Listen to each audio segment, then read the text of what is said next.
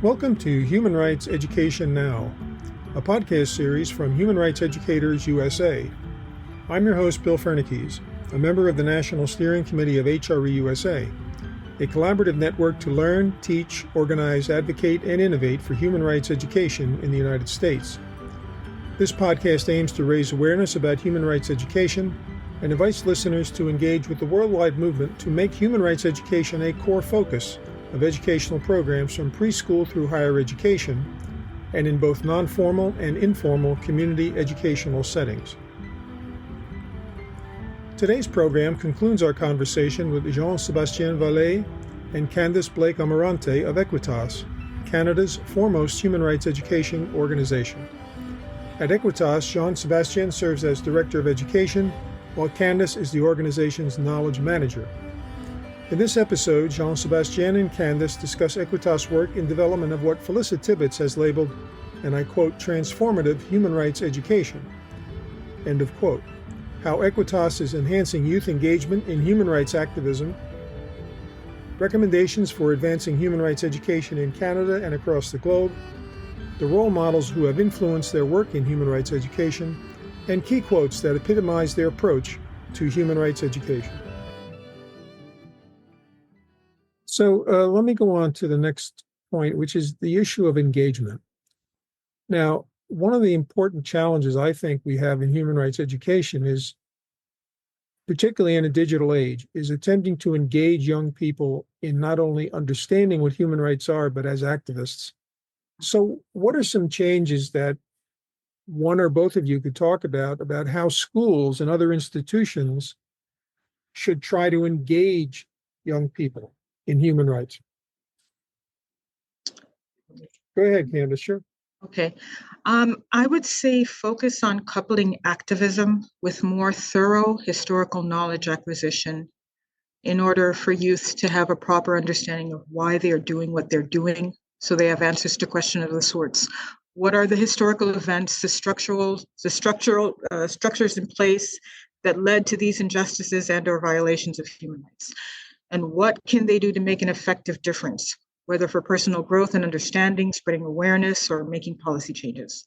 I think, it's important for them to know history well, to understand not only what has happened, but also to situate where they are and why they're here now and what they intend to do and where they intend to go. And then I think there's also this pressing issue of climate change and climate justice, where I think youth also have to couple their activism with scientific literacy. I feel like they have a clear understanding of how we as adults have failed them on this front, but I'm not sure if they understand the power that they have in learning and the knowledge they possess or can possess to imagine new worlds and possible solutions. So I think two specific changes in schools and other institutions where children and youths are learning to be activists, I think that it would really be to focus more on historical content, to put human rights issues in general in their proper context, and to focus on scientific literacy to help children understand not only what is happening, but to equip them with adequate knowledge in science, math, technology, and indigenous knowledge to assuage fears and, prevent them from viewing climate change with a fatalistic lens, and instead help them realize that they are capable of imagining and eventually developing solutions. Jean-Sébastien, you want to add? Okay. I think you raise an interesting point, Candace, is that you're talking about re-educating people in a sense. Yes. Now, of course, that requires that there be re-education of educators. Yes. So part of the challenge we faced in the United States is that there really is a paucity of any education of teacher trainers. Yeah. Very little done in higher education. There's some things being done, but very little. And so you have people who come into the classroom teaching, whether it's history, social science, literature, science, whatever it is, who don't have a human rights perspective at all. Do you see that in Canada as well? Yes, I do. But I think JS would have more on this than And I would, because he's been a teacher, he's been in the system before. So JS, I would turn this to you. Yeah, I think you're right. And I do feel that we all have potential to develop this human rights expertise, if you could say, because the message of human rights is really clear and simple in some ways, that everyone deserves respect and can develop their potential. So if you start from there and you talk about universality of human rights, how can we all be respected because we're all human beings and you know, on this planet. And then from there, we can all become human rights experts in some way. So for me, human rights education is, as we've always, promoted at Equitas, a transformative process that starts with yourself, with who you are. Even as a facilitator, as Equitas staff, we've been working in this field for 20 something years, each other, Candace and I, but we're always learning through our path and our experiences. So I think this is important that people understand that it's not only about the knowledge, the attitudes side and the skills that you have and how you deal with people and how you listen and how you're respectful is as important as the knowledge part. So it's the empowerment process that begins with you and that branches out to encompass the whole community. So I think it's possible, and most of the educators believe in that and they know how to do that, but maybe they might not have the language. So I think, yes, we need to push more of that and make sure that our universities and our schools, they integrate that message and the knowledge part and the skills and the behavior. So it's a whole. And as you know, many researchers that worked on transformative models of education, or in human rights education in this case, mentioned there's so many conditions for fostering this transformation and this unlearning, and we need to put into place those right conditions that can foster learning and transformation. Well, it sounds like you're talking a lot about a Freirean concept. Would that be fair to say? Yeah, Paulo Freire and Jacques Mezirow and all the critical thinkers, and more recently in the last few years, if you talk about Abraham Magenzo and Audrey Osler and Phyllis Tibbets and other thinkers who talk about fostering individual and transformation and critical theory and critical reflection, because this is what we believe in. We do believe that to bring about changes, you need this transformation. You need to start from where you are and understand the perspective of others and people who don't think like you, and you need to engage in this critical process that takes time and to reflect on the learnings, and yes, learn from a facilitator, but from other people around you, from your community. And then really the important part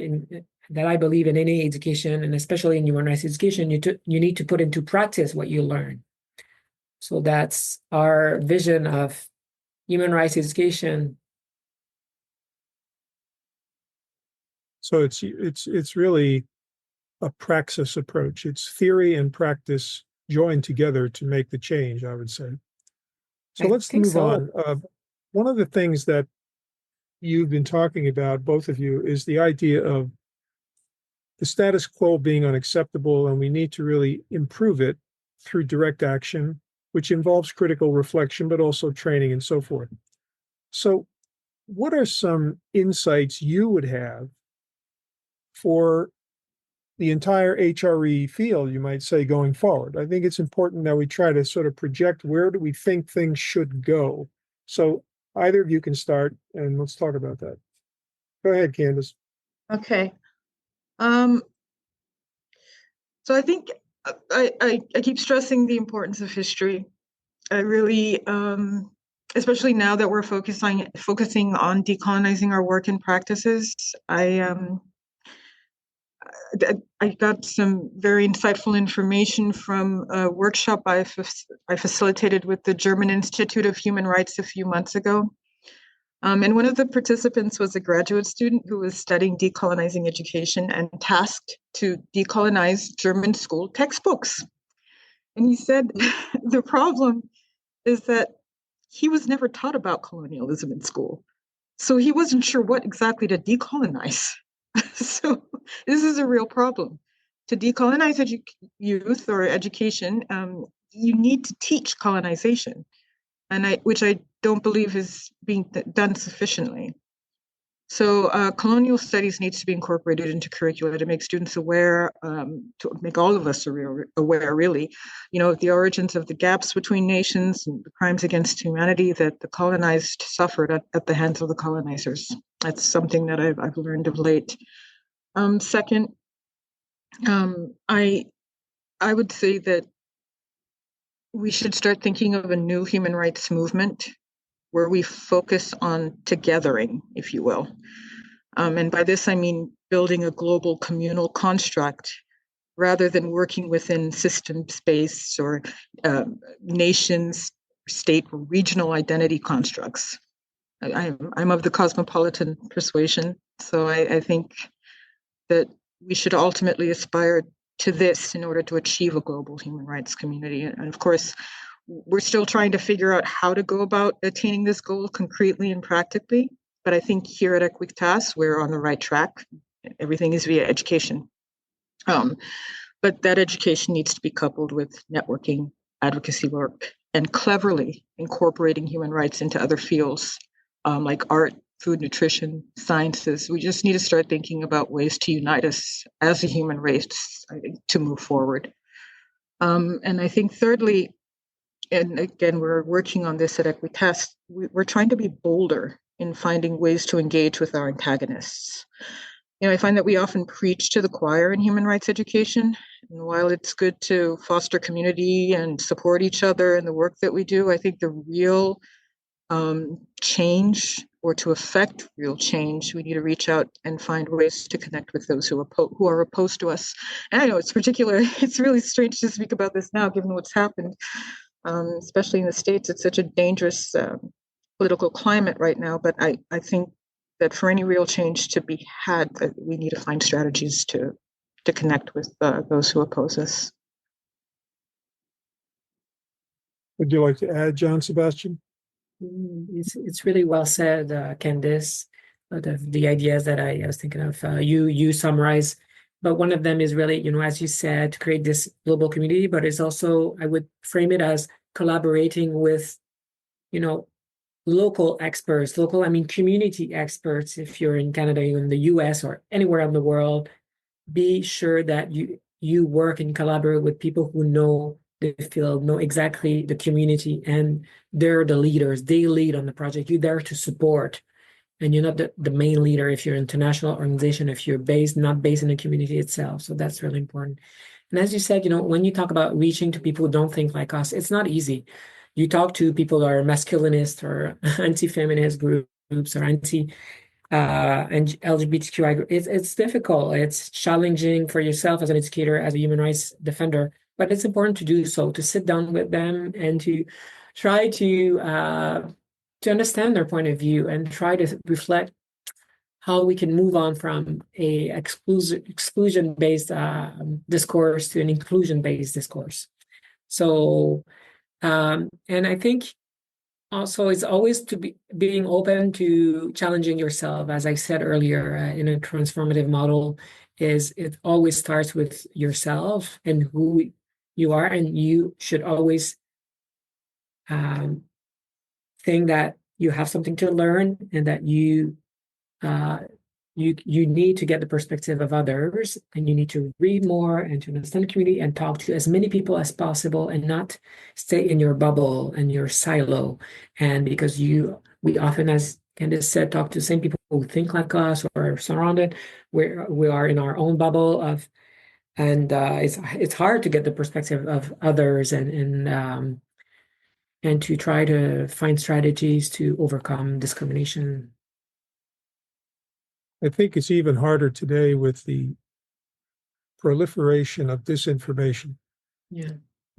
And in the United States, as you're well aware, there's a intense issue with this concerning the, for lack of a better term, the consolidation of power between certain political figures and those people who control large social media networks and so forth. But I think one of the points you made is very fascinating, and that is the idea that we can develop a cosmopolitan movement. And I'm wondering, Candace, if you could talk a little bit about the critique of cosmopolitanism, because many people, I think, view it as, for lack of a better term, in the words of right-wing American activists, it's globalism. But I think they fundamentally misunderstand what cosmopolitanism is all about. So how do you define it? Well, I define it as being a global citizen, one where you really strive to improve the human condition.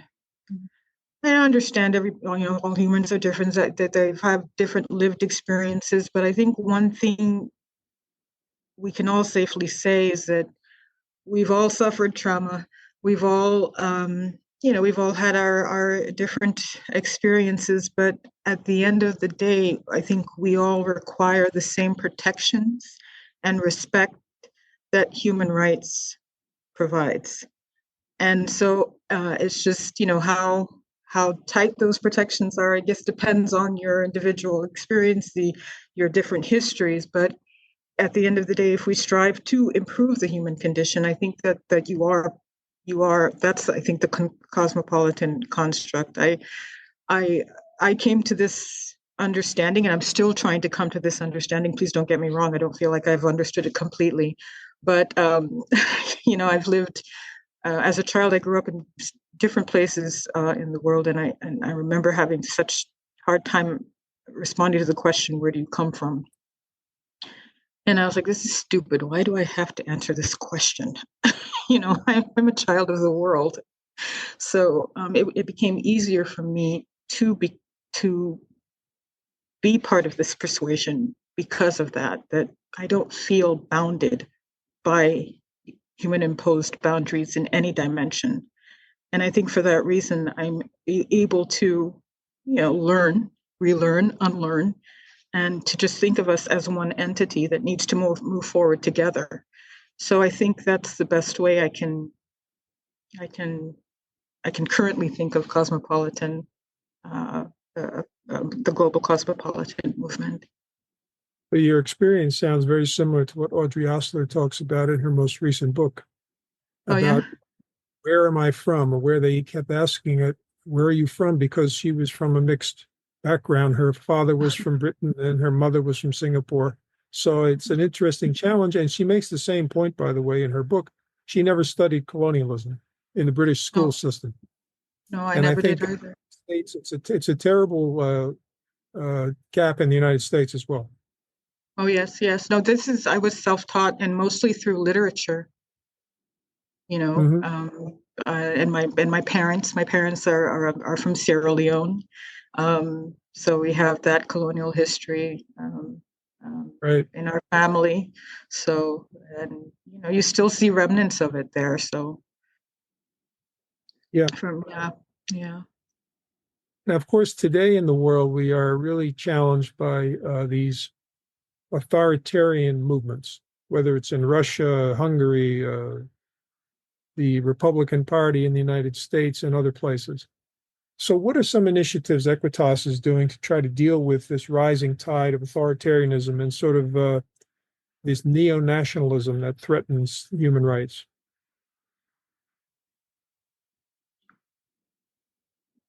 Go ahead. I'll just talk about one initiative, and then Candace, you can continue with the other. One of the great initiative that we just launched with an organization called Resilient Societies Network we call it the Resilience Network. Just launched in December 2024.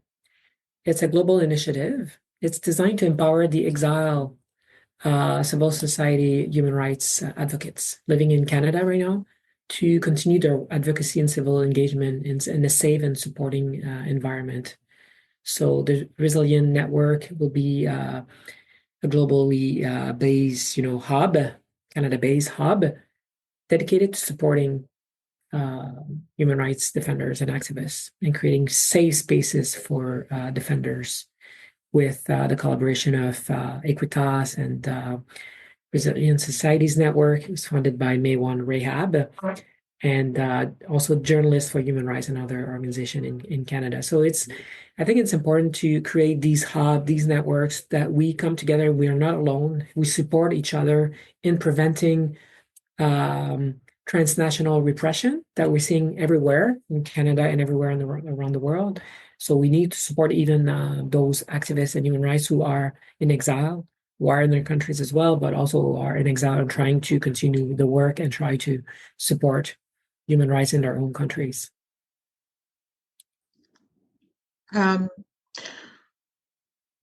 So I think one of the consequences of the rising tide of authoritarianism is shrinking civic spaces. And Equitas is addressing this the best way we know how, in addition to what Jean-Sébastien spoke about. We're also addressing it through our training programs that empower human rights educators and defenders. So, in fact, in January 2025, tomorrow, to be exact, we will be doing an online localization workshop with the Co-Construction Committee, whose members are our partners in the Global South. I'd mentioned them earlier. We aim to establish a common understanding of how we will approach localization to develop concrete activities in our international human rights training program to empower educators and defenders in their local contexts.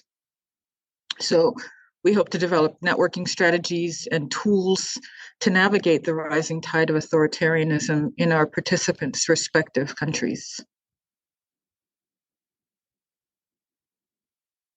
I think that's a critical issue because too often I think we look for the, lack of a better term, the one big answer, right? The one big player who's going to step in and solve the day. It's like a comic book almost. We say, all right, Superman's going to show up and they're going to put an end to all this negative content. But that's not true. It's going to take a lot of resistance and a lot of activity on the ground.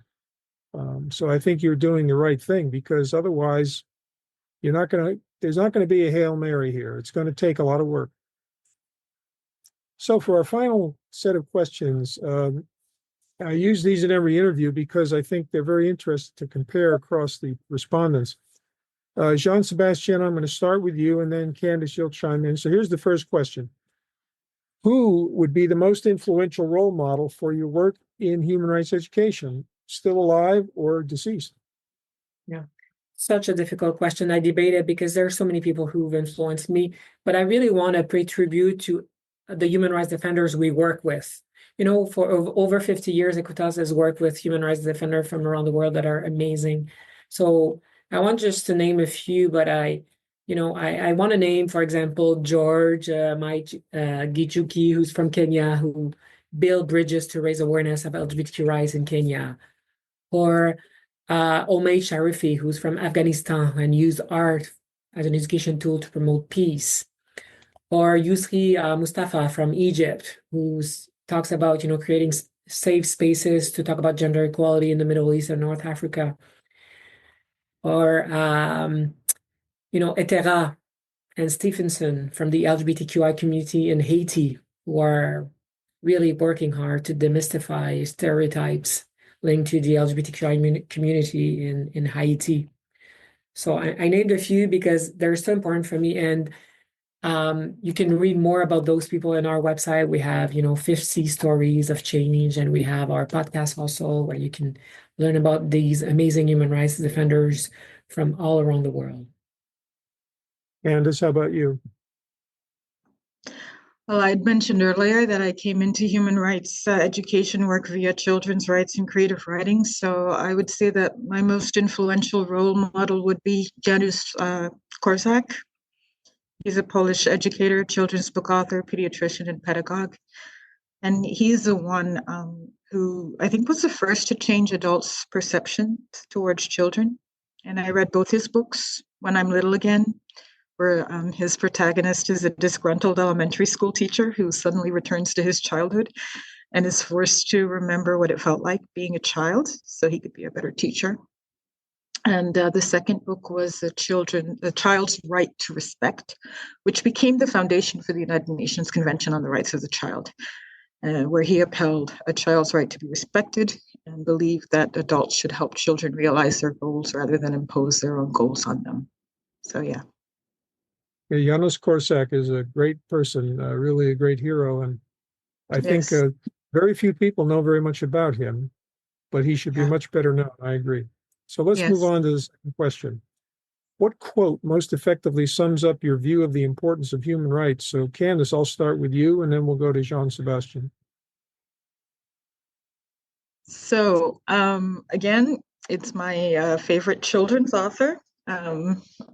His name is Gianni Rodari. He's an Italian children's author. He said, "I know quite well that the future will not be as beautiful as it is in a fairy tale, but that is not what counts. When they are little, children must stock up on optimism and trust for the challenge of life. And then we must not underestimate the educational value of utopia. If we did not trust in a better world despite it all, what would make us go to the dentist?" So while he said this in the context of writing for children, I strongly believe that this is the work that I'm doing now, because we do human rights education ultimately to promote the educational value of creating a better and just world for ourselves now and for future generations. Sebastian. Go ahead, Jean-Sébastien. Two short quotes I wanted to mention. One of them is from Aly Sanou from Burkina Faso, who said at one of our events a few years ago, the key to change the world and making it safer is human rights education. I quote, "I urge all human rights educators to persevere, even if things are not always easy, because it's through action that we can build a better world."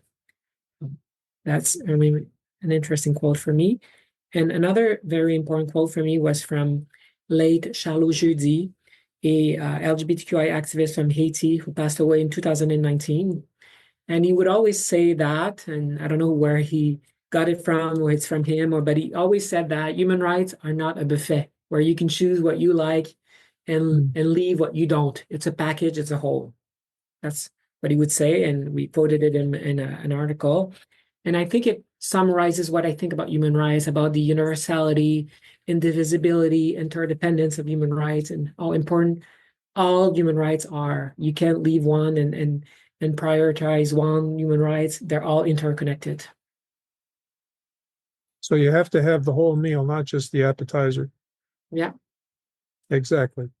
And our final question. If you had the power to make one critical change to advance human rights education in Canada, what would you do? And Jean-Sébastien, I'll start with you. Yeah. Mine is really a dream that the World Program for Human Rights Education, that the the Office of the High Commissioner for Human Rights has worked on, and that the United Nations has adopted in September 2024, the fifth phase of the World Program, would be implemented in Canada. Really, that we take it seriously. It focuses on, raising young people's awareness of rights, gender equality, and making sure that we address the environmental crisis. So the action plan provides a framework and a way forward that can support our efforts, all of us civil society efforts.